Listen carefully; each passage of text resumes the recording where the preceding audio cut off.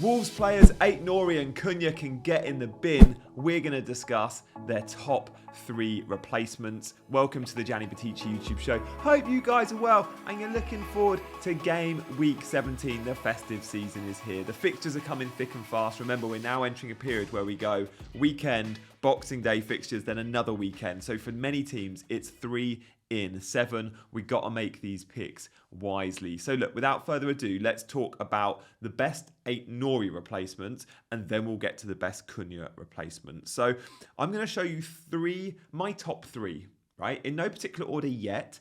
And then we're going to compare the 3 of them side by side with their numbers. Okay, so look, let's start off with Antonee Robinson. He's been, I think, the best left back in the league this season, but great football player doesn't always translate to great FPL asset. But as things stand, it's not looking too bad. 6 assists, including 2 at the weekend. He's had 5 bonus points this season, but crucially, this is a 90-minute man who plays every minute. So when we're thinking about rotation over the festive period, and remember, Fulham play Sunday, Thursday, Sunday, right, this week.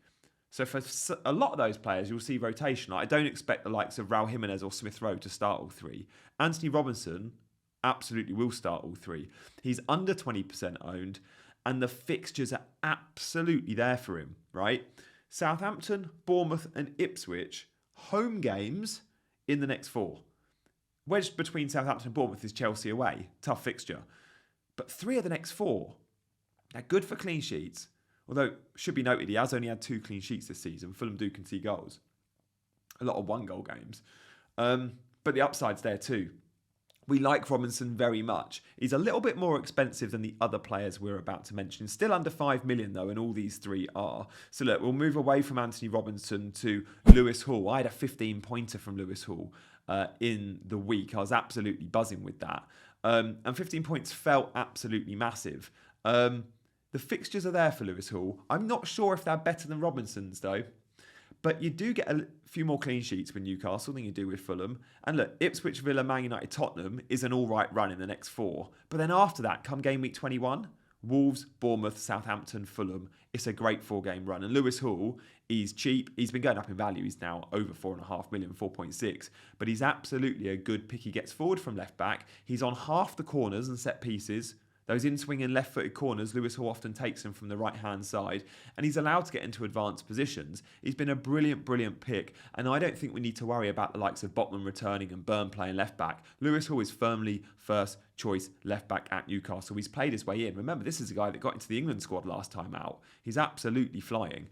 So Robinson and Hall are good, but I do wonder if this next pick is actually better than both of them. By the way, guys, do hit that like and subscribe button if you're new around here. Loads of you watching won't be subscribed to the channel. If you fancy subscribing with that notification bell on, you'll know every time a new video is out, but you'll also know every time I go live. And my Sunday morning lives, hopefully many of you watch them, are absolutely a good resource for FPL. We go through all the data and all the good stuff from the Saturday games.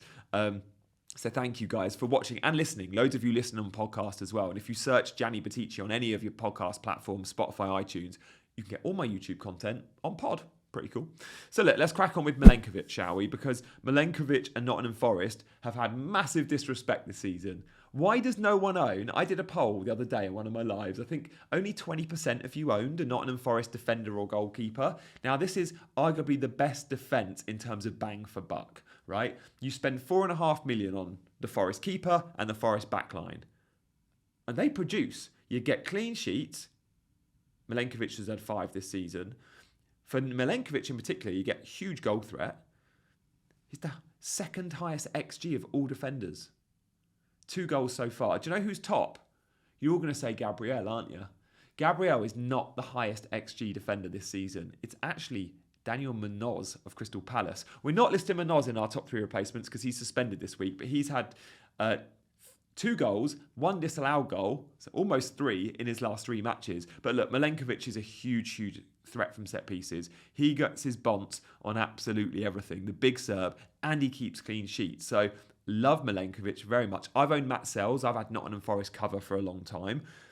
Honestly, the fixtures might not be perfect, but they just keep clean sheets. So when we compare Robinson, Hall and Milenkovic, we like the sound of all three, right? Best thing to do for me is I just go on some comparison checker. And the best comparison tool for me is the Scout members area. If you're not a Scout member, don't worry, I got you covered. So look, 2 bits of info to show you. First, the visual thing, the sort of spider diagram of Robinson in red, Lewis Hall in blue and Milenkovic in green. We can see none of them really stand out to go, I'm absolutely the best pick. I would argue, just from looking at the colours, you go, the red of Robinson is slightly better. Second, probably the green of Milenkovic. Now, these are key metrics. Things like goal attempts, goals, shots in the box. Milenkovic is top for all of those. In red, Anthony Robinson is top for things like bonus points. He's top for things like goal involvement. And then in blue, you've got Lewis Hall, who's joint top for chances created. And up there for like penalty area touches as well. So if you want to see that in number form, we can see the second half of this graphic, which is very much a case of the key metrics for these guys. Now, if you're in green, you're winning. And Robinson has more green than the others. They all get a ton of minutes. They've all had a ton of starts. In terms of goals, Milenkovic is the only one that gets them. But in terms of assist threat and creativity, Anthony Robinson is head and shoulders, and that's why I like him. 6 assists gives him 6 attacking returns. Lewis Hall has 2 attacking returns, and Milenkovic has the 3. Also, for the fixtures in the next 4, certainly short-term fixtures, Fulham win. Fulham win out, because remember, with Fulham, we're getting home games versus Southampton. Yes, then it's away to Chelsea on Boxing Day, home game against Bournemouth, home game against Ipswich. And the home advantage for these mid-table teams, I often think, is massive. So there we go. I think in conclusion, if I'm ranking these guys, I'm going Robinson at 1.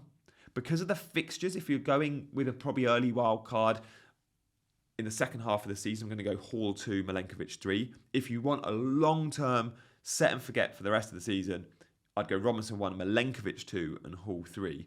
So that's where we're at in terms of my ranking. I should mention the one I own out of these guys is Lewis Hall, okay? But I'm not making that transfer to Robinson. I'm happy with Hall. So look, Aït-Nouri we know is banned. Aït-Nouri we know we need to sell. So it looks like we're going to need some Cunha replacements as well. He has been charged as of today. I'm recording this on Tuesday, and Wolves have until Thursday to respond. It's misconduct following the Premier League match between Wolves and Ipswich. The forward allegedly acted in an improper manner. Well, we know he did. There's photo evidence. Kudus got 5 games. I expect Cunha to get the same. It's going to be very close to that. I think there's a very good chance he's therefore going to be ruled out this weekend, and we're going to need some replacements. So if we're replacing him, who are we replacing him with? 3 players to consider at a similar price point. Before we show you those 3 though, let me just mention, if you can find the extra money, and it's a lot of extra money, to get to an Isak or a Nicholas Jackson, those 2 are the obvious replacements. If you can go up a couple of million, right? If you can't go up almost 2 million to an Isak or like over 1 to a Jackson, then I'm going to give you 3 forwards in a similar price band. So first and foremost, let's go down. It saves you money to Raul Jimenez. Yes, João Pedro and Evan Nilsson are good options, but I think Raul Jimenez might be the best. And look, it doesn't come without risk, but you've got to manage expectations. This is a 5.5 million asset. This is purely a fixtures play. We spoke about Robinson. If we're speaking about Jimenez, my prediction is that he does start 3 of the next 4. But Milenkovic is breathing down his neck. Milenkovic did score against Liverpool. Milenkovic could come in and start versus Southampton. I'm taking a bit of a punt to say Jimenez keeps his spot. Maybe then in game week 18, because it's a Boxing Day fixture and it's Sunday, Thursday, Sunday, we could see 3 games being too many, and we could see Milenkovic, who did well against Chelsea last season, Milenkovic playing against Chelsea, and then Jimenez going back in for the Southampton game. Of course, if Milenkovic bangs, gets a brace, he's going to keep his spot. So Raul Jimenez is a very risky pick, and when he starts, which is more often than not, he doesn't often play 90.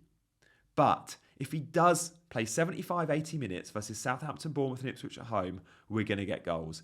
So I don't mind that punt at all on Raul Jimenez. There are 2 other forwards, though, that are proper differentials. So let's look at them before we do, guys. Thanks for clicking those buttons today. I do appreciate those likes and subscribes. And I have to give a mention to Sleeper. If you're not already playing Sleeper, every single game week, without fail, I give you lot a £100 Amazon voucher one of you wins it, or a PS5. Every week it's one of those prizes. Next week it's a £100 Amazon voucher. The week after that, I'm giving away a PS5. Again, my third of the season. There's no strings. You don't have to pay to enter. You don't have to pay to download the app. All you got to do is download the QR code on screen or click the link in the description. And then you literally download the app, make an account. It takes 10 seconds, literally. And then you join my Pick'em League and you predict the outcome of the 10 Premier League matches of any of the weekend. So you go home win, away win, draw. If you get a score of 8 out of 10, you're probably winning the prize. Sometimes the winners get 6 and 7 out of 10. Often it's an 8 out of 10. I think we've had one 9 out of 10 needed to win the prize. But of course, there's always upsets. It's a really simple game. Takes seconds to enter. You'll love it. Give it a go. Right. Two more forwards. Jimenez might be the player I pick, but look, we're going to compare all three, just like we did with the defenders. Let's give you the second one in Mateta. Now, Mateta smashed it last year, and we have to remember what a great FPL asset he was.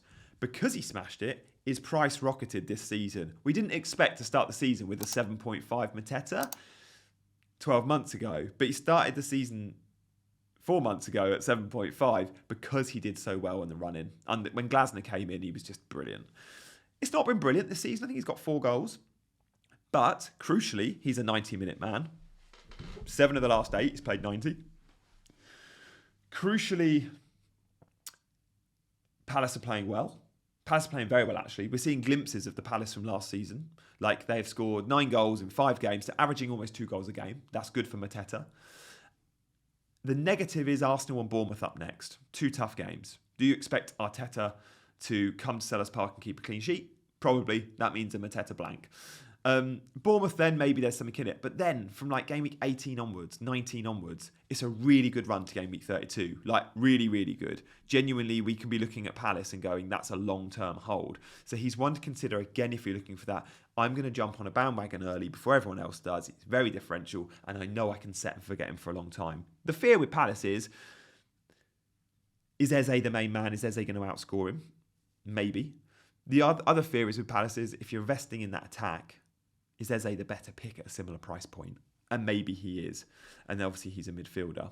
So look, that's Mateta done. There's one more forward before we compare Jimenez, Mateta and Gakpo. So stay tuned for that comparison chart. But look, Gakpo, last game against Fulham, 9 points. Then a blank against Newcastle.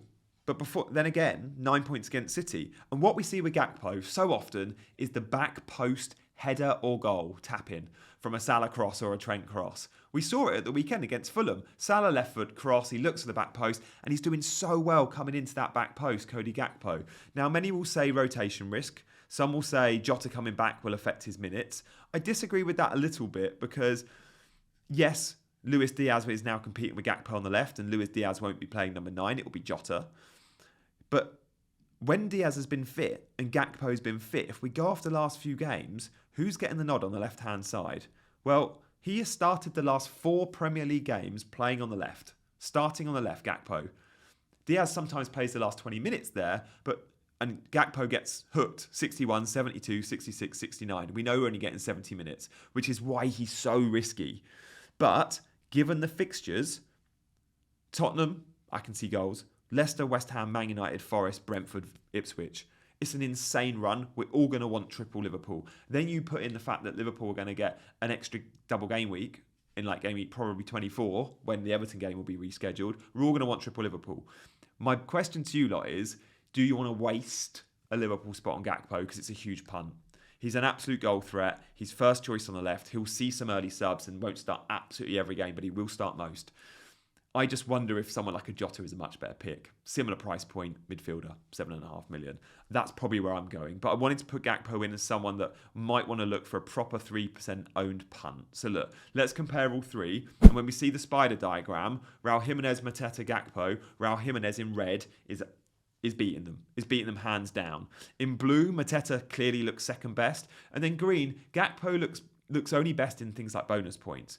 So when we compare the actual pure numbers, it seems like it's a 2-horse race here, Jimenez and Mateta. Obviously, I still think if you got the money, it's Isak and Jackson. If you're selling Cunha for a similar priced asset, it's Mateta or Gakpo, or you move down to a Jimenez or a Pedro or an Evan-Nilsson. From these numbers, when we look purely at attacking returns, Raul Jimenez is 7, Mateta 5, Gakpo 4. Jimenez has had fewer minutes than Mateta 2. I think Jimenez is the best pick out of these 3. It's just a massive, massive risk with Muniz breathing down his neck. But I think Jimenez will get the nod.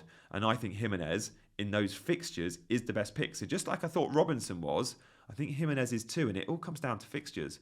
Southampton at home, Chelsea away, Bournemouth at home, Ipswich at home. I keep reiterating it. They are a mean 4 fixtures for Fulham, which is why I like them. Fulham are really underrated. They're a great team, and we have to look at Fulham and go, they're better than we give them credit for. If you've enjoyed the video, guys, please do hit those buttons on your way out. My team selection will be out on Friday to see if I've gone Jimenez. And for now, guys, I'll see you soon for another video. Take care. Bye-bye.